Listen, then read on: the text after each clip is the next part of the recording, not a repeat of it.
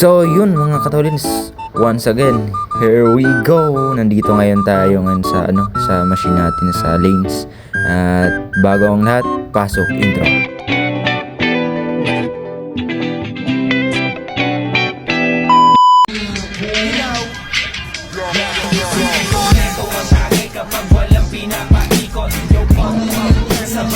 So yun nga mga katolins, nandito tayo ngayon sa pinaka game setter ng GS92. Pinapakita ko sa inyo yon yung IO board natin at mga relay. So yun nga guys, i-flex ko lang. Ito po yung game setter ng GS92. Medyo old siya mga katolits, and yun nga, Brunswick din mga katolits. So yun guys, dito inahanapan natin ng magandang mga katolits view. So yun nga guys mga katolits, ito po yung Montenegro Casanova Sports Center. So yun nga, ako nagdali-dali dito mga katolits kasi nga gusto ko na agad umpisahan to kasi nga magdi-day 4 na tayo at wala na tayong upload dito sa Facebook page natin mga katolits and sa YouTube channel. So yun guys, yan po yung machine. So apat lang po ito, 10 pin bowling, and then nasa dulo mga katolits yan po yung duck pin.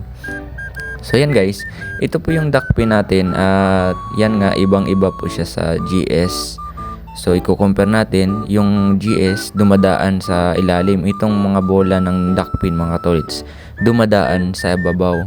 So sa mismong gitna ng rail ng bowling. A few moments later. At dito nga mga katolits, nagmukha tayo Muslim dito.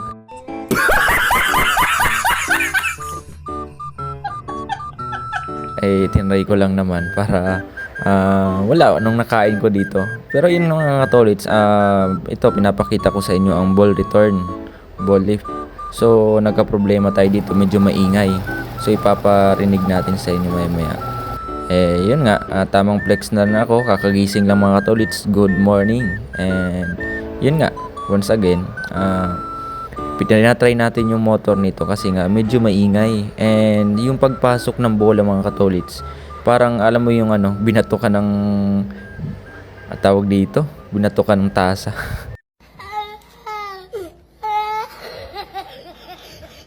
Yan nga guys, titirahin na agad natin itong mga katolits.